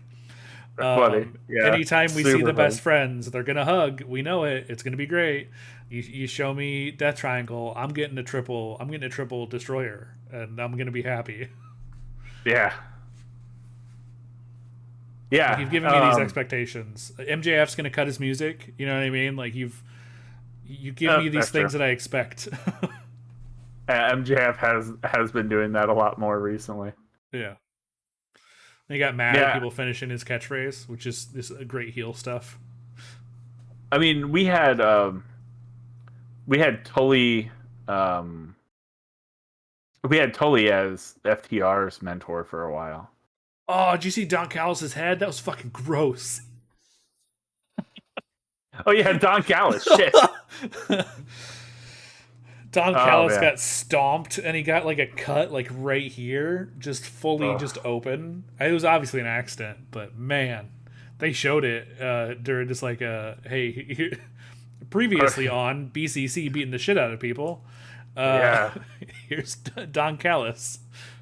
Yeah, Finn Balor actually got that at WrestleMania. They had a Hell in the Cell match, Edge versus Finn Balor, and Edge, surprise ladder, it just chucked it right at his head, and yeah, it cut him open on his like right in like on his hair, and they paused the match for a few minutes so he could get emergency staples on the side of the ring. Jeez. And Edge was just like kind of like talking shit, and then they finished the match, and it was really good.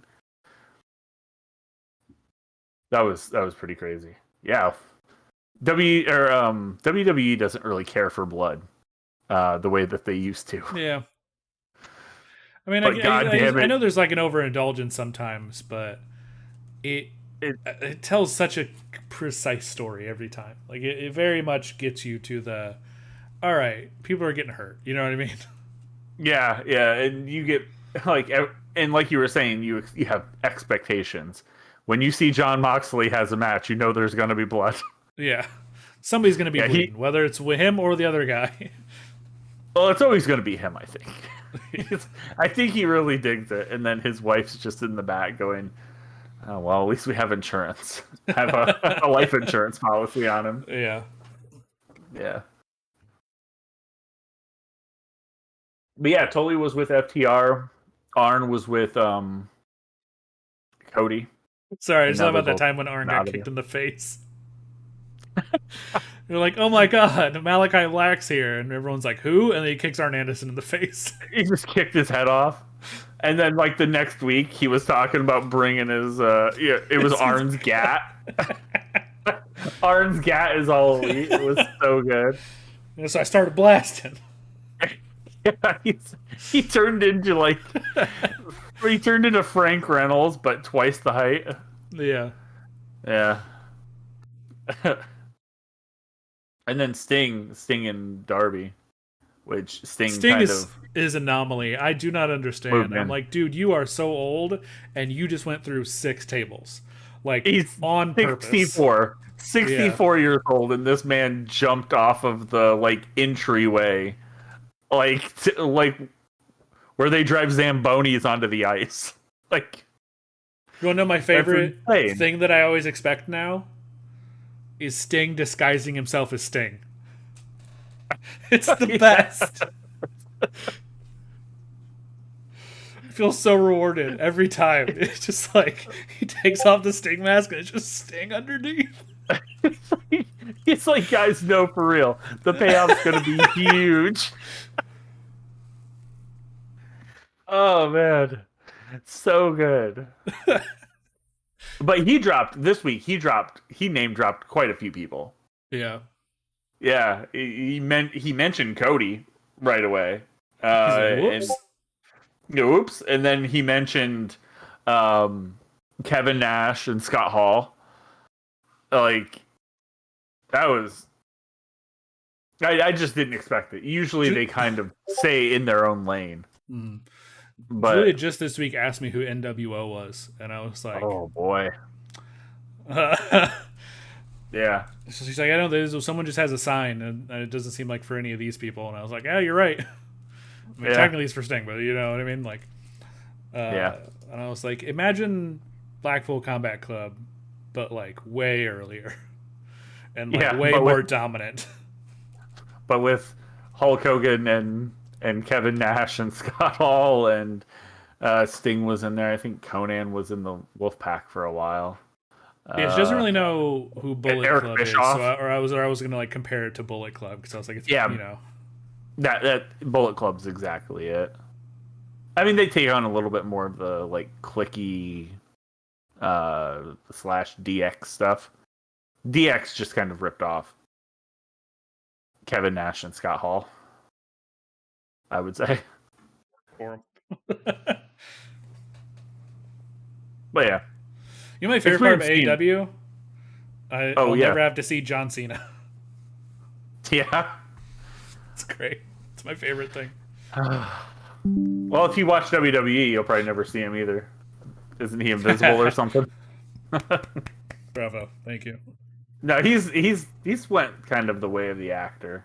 I think he had a match at WrestleMania, but he doesn't show up too often. I do not care for John Cena as a wrestler.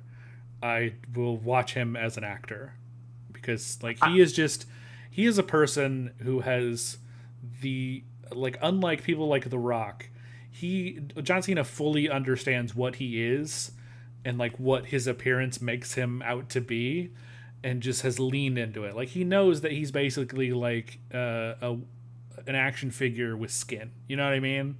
Yeah. he's a Fortnite skin, basically. A walking Fortnite skin. And he gets that, and he understands, and he leans into it, which is how we get Peacemaker, and I'm fine with it. Yeah. And I like what he does outside of the ring as well. Yeah, he does a lot of good stuff for, like Make-A-Wish and things like that. He might hold the record for like Make-A-Wish things, which is really cool. Most kids F5'd. Yeah. Into the great beyond. He calls it the attitude adjustment. Oh, sorry. I forgot. I forgot what it was called. I said... Could you imagine Brock Lesnar running around? Oh, man. I couldn't imagine Make-A-Wish kids going like, I'm going to meet Brock Lesnar. And then he just throws them into the third row. It seems about right. I don't know. I think I have a picture painted in my head of Brock because I watched him in the like early 2000s. Right. And that he was brutal. My picture is like he was in the UFC and he was fine. Like he was okay. He didn't do great. No, some of these chair shots that he took from just the Hardy Boys themselves, when he had a feud with the Hardys for a while, and it kind of took both of them to beat him. But just these like unpulled right to the dome chair shots that Matt and Jeff just laid into him several times over. It was just holy shit. And then Brock would just pick them up in like a power bomb. Like I remember him just power bombing Jeff so many times that his body looked like it was limp. He wasn't even trying to like hold himself up to like grab to hang on for the power bomb on the way down. Yeah. His arms were fully above his head. Damn. Some brutal slams there. But I kind of have that picture of Brock in my head every time I think about it. Not this weird cowboy thing that that happens. No Name says, well, I don't really care for Peacemaker. I think Cena fits his character better than The Rock does for Black Adam. Yeah, exactly. Like, I think it's, like, leaned into more in the way where, like, Cena leaned into the personality traits of Peacemaker, whereas The Rock twisted the personality traits of Black Adam to make him more The Rock. Right? Yeah. Yeah. Like, Black Adam all of a sudden is this anti-hero, and it's like, no, Black Adam's like a bad guy, like comically villainous bad guy of Shazam. And Black Adam's like, no, he's the strongest, and he's gonna fight Superman. And he's super cool and very quippy, but also he kills people. And it's like, you just made The Rock. You, The Rock, just want to fight Superman. Yeah. Adam Young just keeps. I keep looking for the captions to translate all of this. Yeah, we need some like we need some kayfabe captions. Just captions that are just like how to translate this to normal person speak. What this means, what all of this means. Yeah. Well, that just means we have to get more people that listen to our show to watch AEW. It'll solve the problem. Solves the problem immediately. Go on YouTube, watch AEW Dark or Dark Elevation, and then that's the start. That's the easy way. And you can also play it Where's Waldo. I'm in a few of them. Floating around there somewhere. I still need to go to a show. I don't know what show, but one of them. Yeah. So I think about just the shows that I've been to and things like that, and I didn't think I'd ever utter the words "I miss the pandemic," but those shows were amazing. Yeah. Because there was nobody right next to you. They gave you like space, and the cost of the tickets were just insanely low. And now you can just catch what's his face's bloody shirt when he throws it off. So what is who? Oh, I think it was Nakamura. No, He was just like when he got angry, he like took his shirt off and threw it, but he had already been bleeding for like 4 minutes at that point. And I was like, yo, that's got blood on it. You just threw that into the crowd. ew.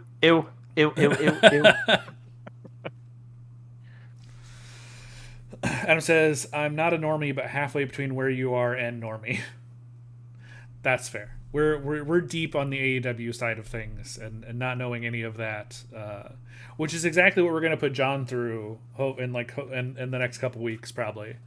Our plan that's gonna be fun. Is to make a list of a bunch of wrestlers, like basically like a PowerPoint presentation of a bunch of wrestlers just based on their image, and see if John can like figure out their gimmicks. And we're gonna throw in some like weird technical stuff, like how MJF is now currently fighting Sting's son, Matthew Perry's son, and a Spanish god for some reason. Chris Jericho's Spanish son. Yeah. Just things that are insane to say out loud unless you know what's going on, to just confuse John more and probably anyone watching.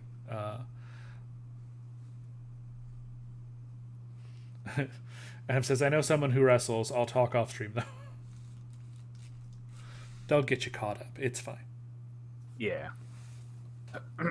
I think one of the more recent people that I've met that I just thought was really cool. She had a few spots on AEW. Lindsay Snow. I immediately bought like so much Lindsay Snow gear, and then met her at a show, and she does tattoos in Tampa and Jacksonville. So I really want to go get a Lindsay Snow tattoo for some reason. Nice. I think that would be awesome. That's bragging rights. Yeah. Yeah. None of it's just breaking OSHA health codes like nothing. Those shirts being thrown into the crowd like that.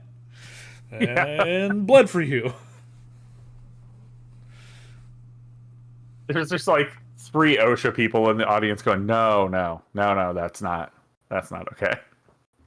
Oh, Adam says, and watch a streamer who makes custom wrestlers in that 2K game and lets AI battle it out, and we place bets. That's awesome. That's fun. That's fun. Yeah, that is a lot of fun. I know that there's a lot of people who do that before like big pay-per-views, and they'll just run like a simulation to see who will win. Yeah, there's Dead Meat. 2K is all number based. Yeah. Dead Meat did a horror icons battle royale with like a ton of different horror icons from different franchises that they made in like the 2K game, and then just had them run a battle royale like through AI. Like just had it all computers run a battle royale. Spoiler alert, Megan from Megan won.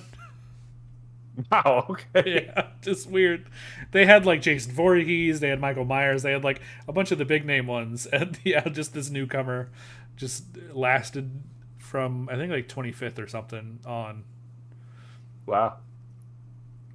Yeah, no, the 2K22, I picked that up and played around with it for a while, and I immediately just went to the like creation thing and started pulling in custom wrestlers. Yeah. I was like looking through, I was like, oh sweet, that's Cody. He's in this company, but he's not in this game. Yeah, let's put him in there. It was like my goal was to get all of the House of Black in there. And the hardest one was Julia. I don't think they did her justice. So I actually had to go in and do a lot of like extra creative things to make Julia work. And then I had to set them all up now. Yeah. She did what? She did a Dark. She beat Anna Jay, right?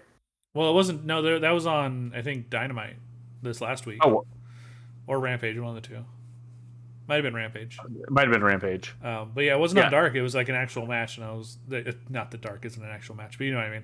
It Yeah, was like one of the televised. live matches, yeah. And it was like the headline of, I think, Rampage going into Battle of the Belts. So she was like really angry, and then it like cut, and then it just cut back to her being really angry and leaving, so that they could do Battle of the Belts. But yeah, I like what they've done with her. Seeing her start with like the varsity blondes, and then switch over to Seduced by the dark side. yeah. I like the spread, and I like the storytelling that they did with that whole thing. That was good. She's come a long way. She's a graduate of the Nightmare Factory. So she was one that that graduated from Cody.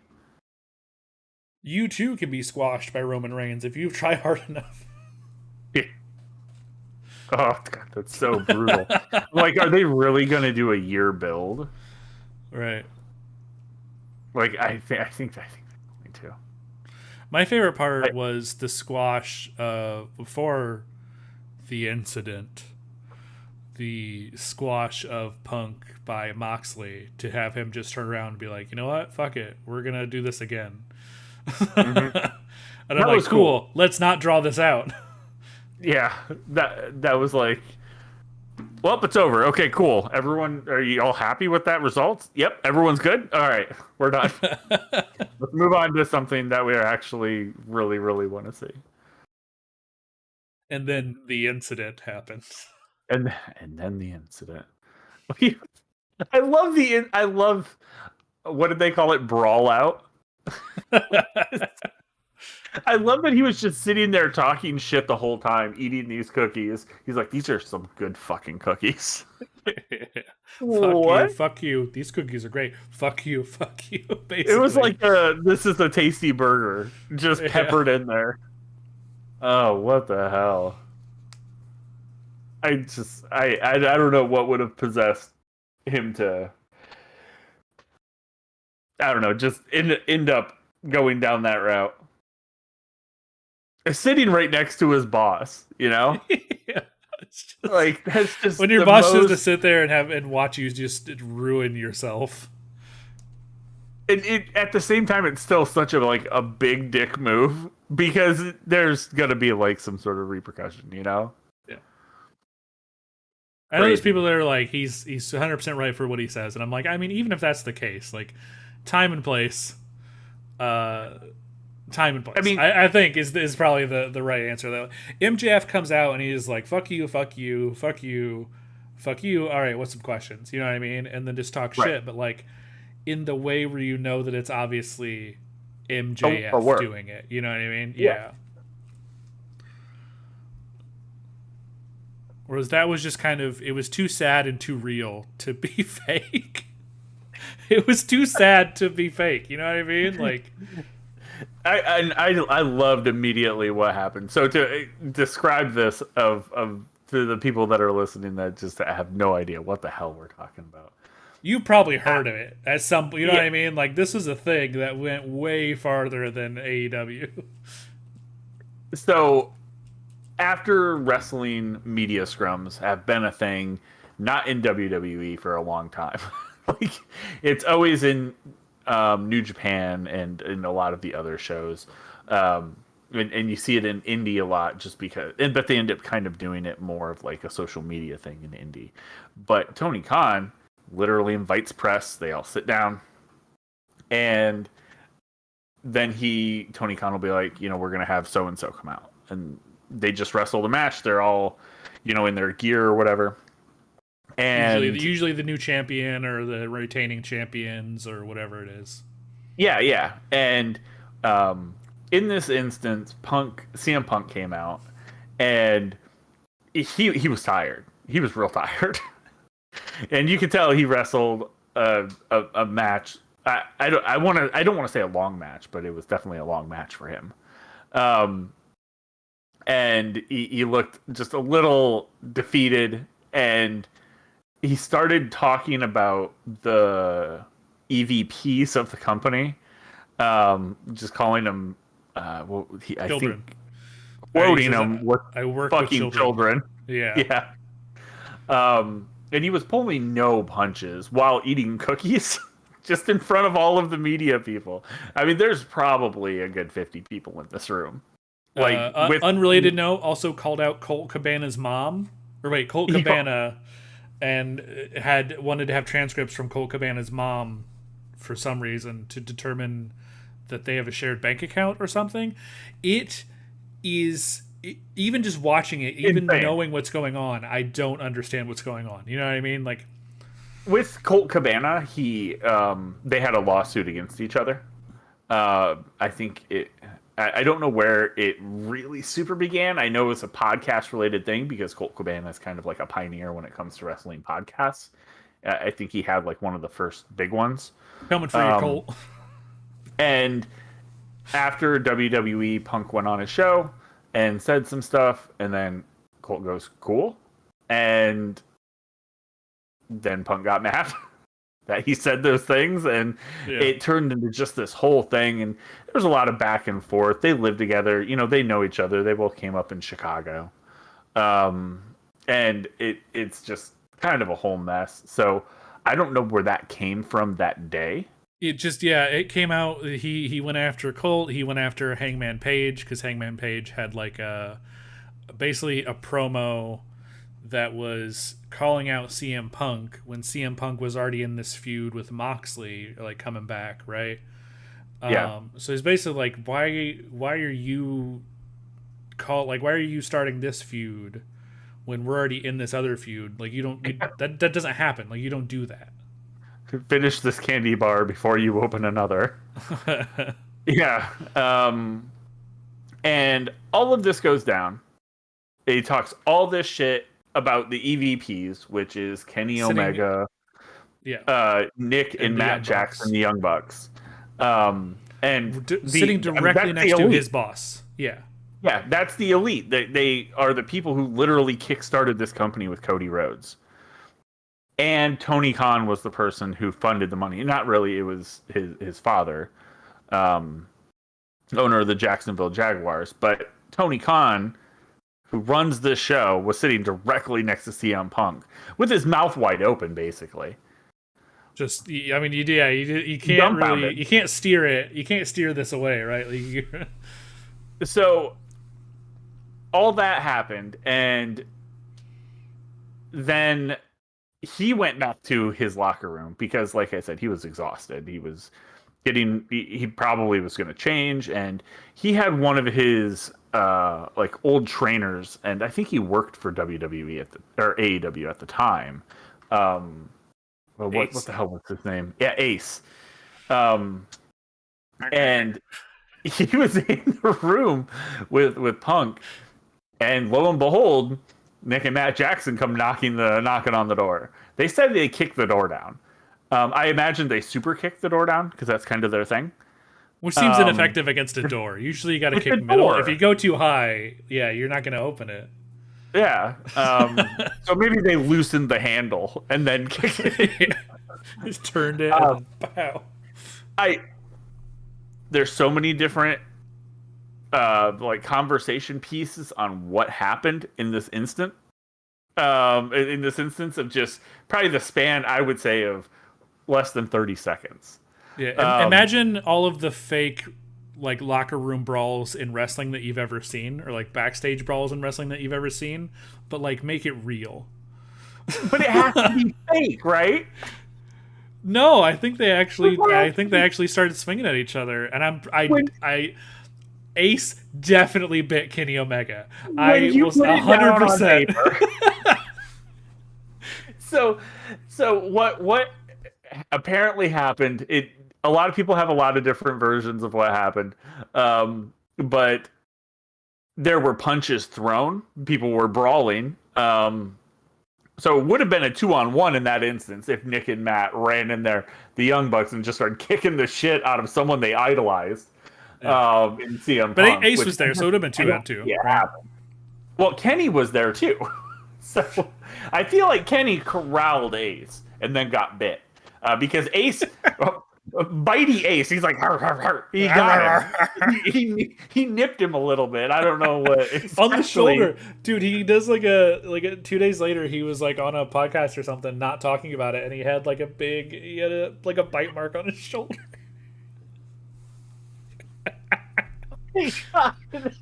Oh man, I just love that he bit him. Out of all the things that he could have done, he chose biting.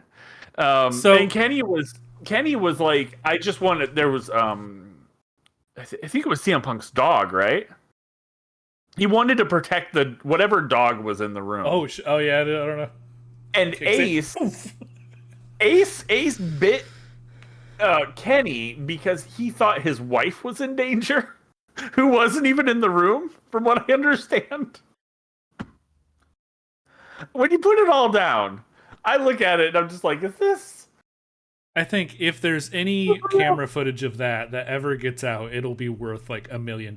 Like people will pay so much money just to see that. I'd be so happy just see like Samoa Joe tucked down behind a garbage can filming this whole thing. You know, It's just Danhausen walking by. And Danhausen going, yes, I will curse him later. It just does a curse and then leaves. That's what did it. Danhausen should capitalize on that. That'd be funny. Yeah. Claire says shades of Evander Holyfield. I mean, yeah. And then from there, literally, the Young Bucks had just won. Young Bucks and Kenny just won the Trios champions. Yeah, Elite just got the Trios belts from. It was Pac and Lucha Bros, right? Yeah, Death Triangle. That was the big. That was like their 7th or 8th match that they had. No. They just won it from Hangman and Dark Order. They were in the finals. That was the first tournament. Like this was the inaugural Trios champions. Okay, yeah. I couldn't remember where it was at. Yeah, the Elite were the first Trios champions. Punk had just won Big Belt. Yeah. It's a big belt. And all of that just goes away. Like they strip Punk of his title and suspend him. They strip the Trios championships off of the Elite and suspend them. And there's going to be a tournament for like both of them. That's going to happen. Yeah. And like it was insane. Like it was an insane moment. that happened. And all of this just unfolding on Twitter, and then I think there was one Dynamite where they just didn't address it, and it was like the next Dynamite where they're like, okay, we stripped them, or it was just maybe just after that one Dynamite. I can't remember exactly. I think it was the one. I think it was literally just 4 days later. Like 4 days later, they're like they started this broadcast like this is what's happening. Because the first match was like that Wednesday for the big belt. Like they just started it. It's so wild. Like I can't think of a lot of things in wrestling that have happened went quite like that. But I think that'll kind of be one of those things that go down in history. You know, kind of like DX showing up at WCW in the like armored vehicle or whatever. Oh, yeah. It just silly, ridiculous things that have some sort of like it has some real pieces behind it. But man, I don't know. There's still part of me that wants to go, I think I'm being worked. Just a little bit. I don't think that it's like at this point I think they're gonna lean into it. Like they have to. There's so much money to be made. The first match back from the Elite was them fighting for the Trio champions again against Death Triangle, and that kicked off like a best of 7 series of that's what it was. Death Triangle versus the Elite for the Trios belts, which was fantastic. I mean, I got a Canadian Destroyer almost every week, sometimes multiple, and it was the best time of my life. But during one of the matches, Kenny Omega just like bites someone on the arm, and it's very clear that they are fucking like they are redoing this brawl in the ring, and it's Yeah, and those of us that had been paying attention to it just kind of like marked out. We lost our shit for a minute. We're like, what? And I don't think like and CM Punk was also injured after his match, so like he was injured again, so he was going to be out no matter what. So I think now is like the first time where we're going to see what their actual plans are, because before it was all up in the air. Like he was suspended, but he was also injured, so he wasn't going to be coming back for a while anyway. Yeah. Now it's sounding like he might be coming back, and so now we're going to have to see what they do about it. And it's like All Access. It's just sort of like, anyway, this week on All Access, starting with the Elite coming back for no reason. They never left. Do you remember how Punk hurt himself? Because he was hurt going into the match. Oh, no. It was when he jumped into the crowd. He jumped into the crowd and he hit his like foot or his ankle on the barricade. And immediately he was like limping on the way to the ring. Ah, damn it. And he didn't do himself any favors after the match. Or during the match, by doing the match. My goodness. I don't know. But they're gonna, yeah. Hopefully they'll spin that and we'll get the... maybe we'll be able to keep the drama out of it. Because it causes some people, like, to just not want to be there. Like, obviously, like, I don't think Eddie Kingston wanted to be there anymore. No, I think he was tired of everyone. He's like, no, I can't. I don't want to be around all of this. And it took him a while to go to Ring of Honor or to like find a way out. But that's what I was going to mention.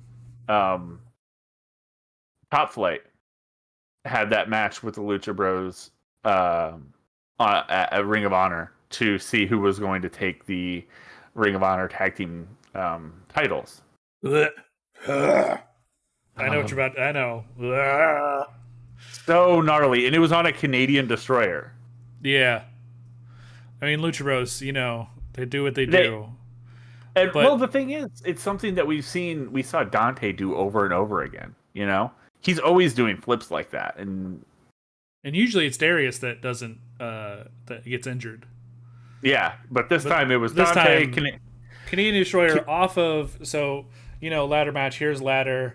There's a ladder here that's balanced on the ladder itself, like through the rungs, and then the other side is on the top rope. And so they're on this platform here. Canadian Destroyer forward through two tables that were right here, and Dante lands very badly. And you know how like a foot goes like this direction? His foot was going this direction. Yep. And they kind of just had to like pull him away. And then the Lucha Brothers, and then Lucha Brothers won the match. Yeah. Just a Canadian Destroyer from a platform ladder outside of the ring through two tables for sure, but there were, I think, 4 there. Because they kind of missed the landing just a little bit. And, he kind of had ostrich legs for a second. And then it was like that scene where... in Harry Potter when Harry broke his arm, it turned to like rubber.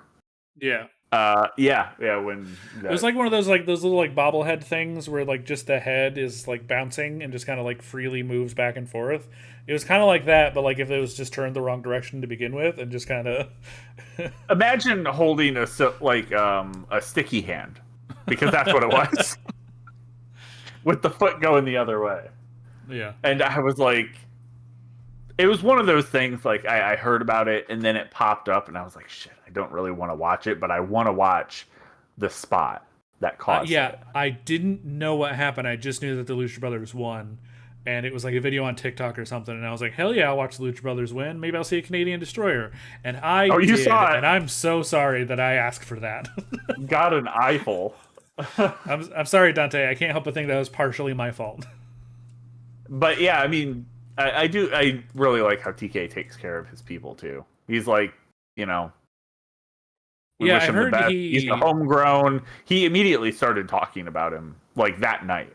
He was like making it known like where, like what he's getting done, how they're helping him, and things like that. and so. two, like I did hear, I think it was probably like through All Access or something. It was that AEW pays wrestlers while they're injured, even if like through the length of their injury their contract would have expired. They pay them past that until they are healed, and then they can decide if they want to re-sign with AEW. Like Yeah, it goes past their expiration of their contract, which is fantastic. Like I think that's way better than you could ask for with a lot of companies. Yeah, I think when that happens, it kind of becomes like a conversation. You know, you missed this much time here due to the injury. You know, we could extend your contract to that, and just keep paying you. Yeah, is that cool? Like, yeah, that's fantastic. Well, and we've talked about wrestling for like an hour and a half now. I think we've. The only thing that I didn't get to talk about was Brian Cage, and that's okay. Swolverine. Big fan. He came out last week and then this week, and he re-signed his contract. Yeah, it was weird. It was like, hey, I have other friends, and it's like, oh look, it's Brian Cage. He smashes Darby Allin. Haha! Isn't it gonna be great when they have a match next? Oh, he's fighting Swerve Strickland. Okay, well that was weird. Yeah, he just went. Why did you need Brian Cage to smash him if you were gonna fight him? Yeah, they really need to build him. They need to like make him. They need useful. to do something. Yeah, I mean he has the trios in Ring of Honor, right? With Gates of Agony, the 2-0 characters, and Brian Cage. Yeah. And Brian Cage. He should just carry all three. That'd be awesome. He's got room, I gotta say. Like you could put him anywhere. There's space.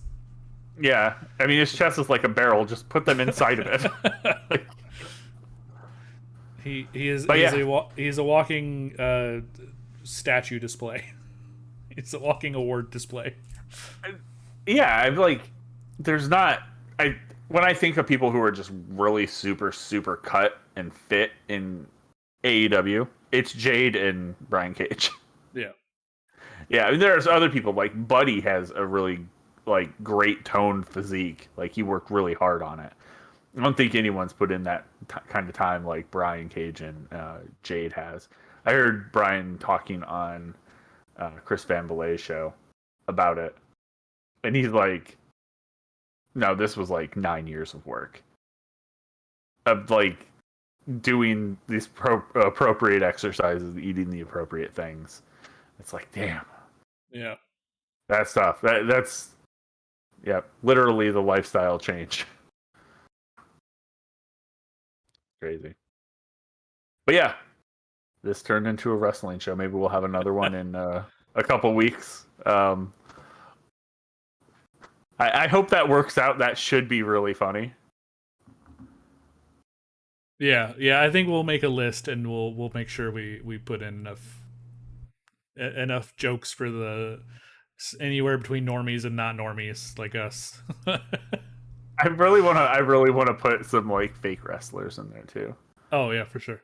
I gotta think on this. I want to put in Florence Pugh from Fighting With My Family and see if just her as Paige from Fighting With My Family, and to see if John has any idea. Like, wait a minute, isn't that Florence fucking Pugh? I was like, yeah. We should put the Mandelbaums in from Seinfeld. That's really funny. just old fake wrestlers. Old as hell. He wasn't really a wrestler. He looked more like a boxer, but he could pass. It'd be funny. All right. Yeah, hopefully we will see you next week. We'll tell John that we're no longer streaming when we get done here, but he just got to Gathering of Friends, so he's having a good week no matter what. If John shows up without us, just tell him we left. I'll just leave this running. If he shows up, just let him know. But thank you for joining us. Sorry, this is weird. Actually, I'm not. This is how it's always going to be. It's always going to be weird in one way or another. So I hope you appreciate it got weird in a wrestling way this time. I had fun. So, I mean, there's at least one there. So yeah, that's good. All right, everyone. All right. We will hopefully see you next week. Stay fun balanced. I don't know. Is that our sign off? Bye. Is that what we say? Is that something to say? No. Stay fun balanced. Yep, that's the best I got. Go out there and balance your fun. No, I got nothing. I'm hitting the end button. Bye.